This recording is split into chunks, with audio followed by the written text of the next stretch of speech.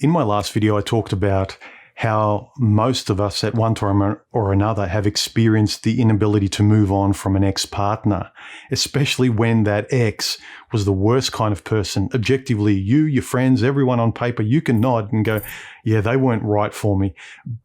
But you stress out over it, especially after you broke up. It was all wrong, but they frustrate you afterwards.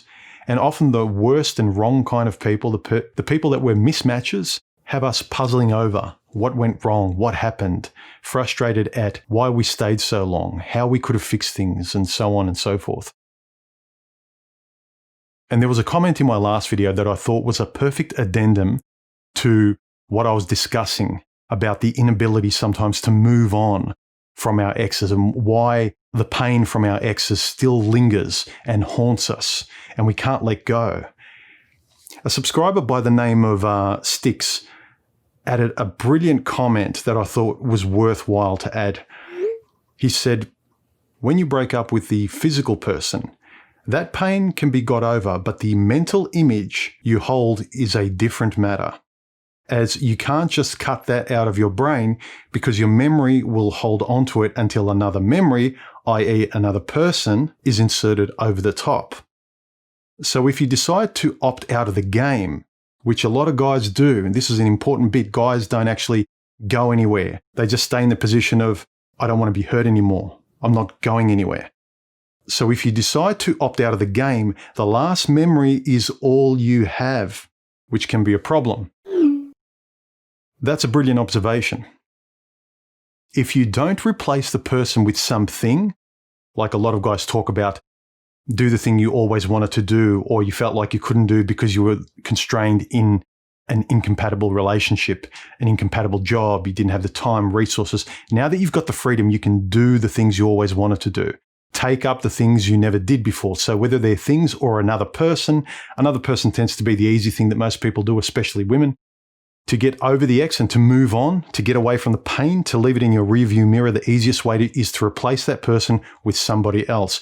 Or in a guy's case, you can either have somebody else short-term or something, preferably, that you've left on the shelf for too long and now you've got the opportunity to go and replace your ex with them. So the point is the necessity to replace your ex, not necessarily with someone, but something, anything. To replace your ex with something cognitively.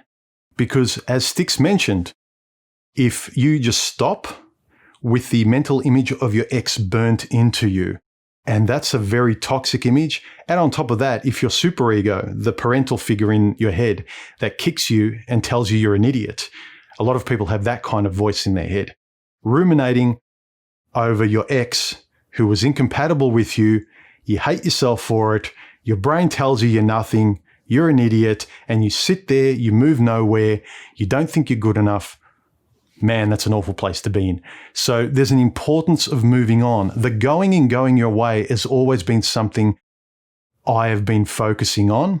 And back in the day, that was something guys were talking about much more. Today, most of the people are talking about what to avoid. But the going somewhere, the cataphatic response to trauma is very important.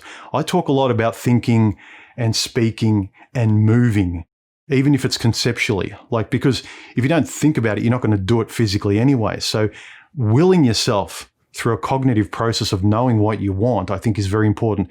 And as Sticks said, if all you're left with is the image of a traumatic relationship of her burnt into your head, and you sit there night after night, and that image is flashbacking back into your head like a combat vet giving you PTSD. You know, our brains are naturally pattern recognition machines. We want to work things out, especially guys. I just thought that was a really interesting addendum to add onto my last video. You may have an inability to move on from your ex simply because you've stopped. Mentally speaking, you want to stand still, you don't want to move anywhere because it's quite safe here, and mentally, you don't want to take a step anywhere because this is safer than anywhere else. But if you're left with the image of all the memories and all the garbage that you can do nothing about, and you're tearing yourself up over in your head, you're just going to repeat that day after day after day. So just something to think about, gentlemen. And thanks for the comment, Sticks. And don't forget to subscribe, guys. Seriously, I keep repeating this because most of the people watching my videos, my statistics show me that most of you guys aren't subscribed. You may think you are, but you might have been automatically unsubscribed. Make sure you hit the bell icon, select all in the drop down, and also share my videos around on your social media. That helps me out a lot too. If you liked the video, give me a thumbs up, give me a thumbs down. If you didn't, comment below the video. Keep this conversation going. If you feel like donating, you really don't have to, but if you feel like it helps me out, I really appreciate it. Links below too. I'll talk to you very soon. Bye.